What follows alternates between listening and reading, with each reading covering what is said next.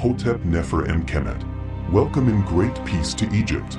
I am General Wendjebauendjed. You can simply call me Wendjebao. I served as a general, high dignitary, and high priest under the rule of Pausanias I of the 21st dynasty around 1047 to 1001 BC. Even though I wasn't a royal personage, the fact that I held such significant positions permitted me to get the high honor of being buried in the royal necropolis.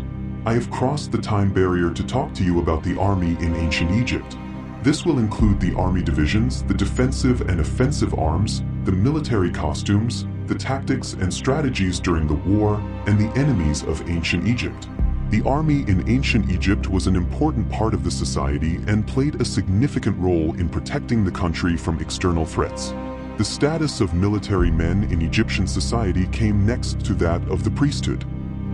The unification of Upper and Lower Egypt achieved by King Narmermina, and the beginning of the historical period of Egypt was dependent on and achieved by the military force since 3200 BC. The ancient Egyptian army was highly advanced for its time, demonstrating remarkable intelligence in its organizational structure. The soldiers were instructed from their youth in the duties and requirements of soldiers' exercises that could fit them for an active career. The soldiers received military training and close combat with the enemy. The recruits wearing white belts used the long staff to aim at and strike vital points on their opponents' bodies. Even the close combat was from boats for naval battles. They were drawn from many socio-economic backgrounds. These were obese recruits who were running to lose weight and gain physical fitness. A sort of military school appears to have been established for the purpose. Self-defense and wrestling techniques in various situations and movements were taught in military centers. This is one of the self-defense techniques between two recruits. From Beni Hassan tombs, this is the first recorded use of a belt in martial arts. After wearing the belts, the two recruits began to practice boxing. The soldier was expected to hold himself in readiness for taking the field when required or for garrison duty. A large portion of the army was called upon by their king to invade a foreign country or to suppress the rebellions which broke out in conquered provinces. The pharaoh served as the army's supreme commander and led his soldiers into battle. The king could appoint a commander-in-chief, generally a prince of the royal house, who would then pick captains to enforce orders given down the chain of command. The commander-in-chief title was pronounced as Mer Meshu or Emira Meshu, which means the emir of the armies.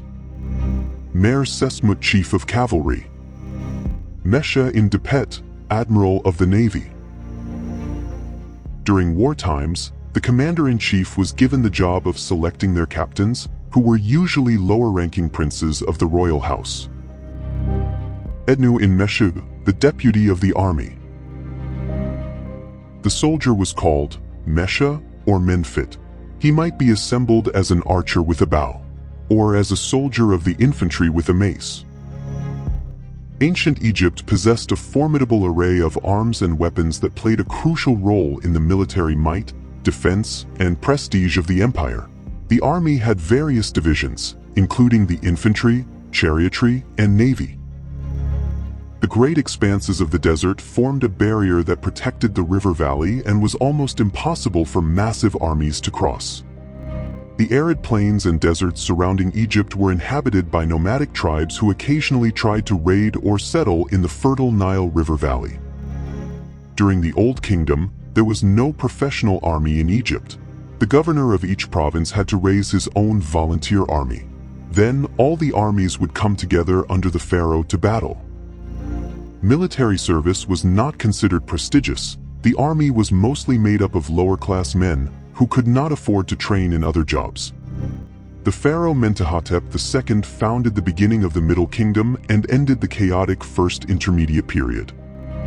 He commanded military campaigns south as far as the Second Cataract in Nubia, which had gained its independence during the First Intermediate period.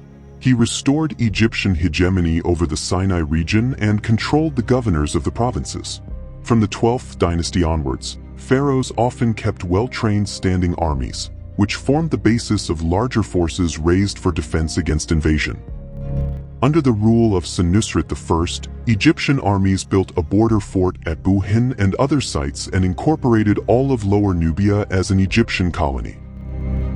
In the Second Intermediate Period, Asiatic tribes from the northeast called the Hyksos sacked Memphis, the Egyptians' capital city, and claimed dominion over Lower Egypt and parts of Upper Egypt. The Hyksos used chariots and the composite bow, which enabled them to conquer the Egyptians. They set up a fortified capital at Avaris. The Egyptians were trapped at this time. Their government had collapsed. They were compressed between the Hyksos in the north and the Kushite Nubians in the south. After the Hyksos took control, many Egyptians fled to Thebes, where they eventually began to oppose the Hyksos rule. The struggle to oust the Hyksos started with Sekenra, ruler of Thebes. He lost his life in the battle against the Hyksos. His son Kamose continued the struggle, but he died before completing the task. Finally, his younger brother Ahmose I ousted the Hyksos and established the beginning of the New Kingdom period, thus founding the Empire era. This was the peak of the military glory of ancient Egypt. Under the New Kingdom, other enemies evolved, such as the Hittites from further northeast than had been previously encountered. The Sea People invaded the entire ancient Near East during this time.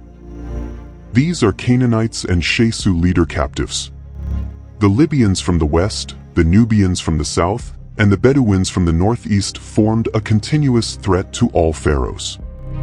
The repeated wars with these enemies tremendously weakened the country, and Egypt began the decline since the late period. This ended with the fall of Egypt under the rule of foreigners: the Libyans, the Kushites, the Assyrians, the Persians, and finally the Greeks. So, this episode has explained the evolution of the ancient Egyptian army. The next episode will tackle the military organization in ancient Egypt. Make sure to tune into my next videos. If you have any thoughts or questions, add them to your comments. Kindly press the like, share, and subscribe buttons. I'm Farag al-Sharabasi. See you in the next episodes. Thank you.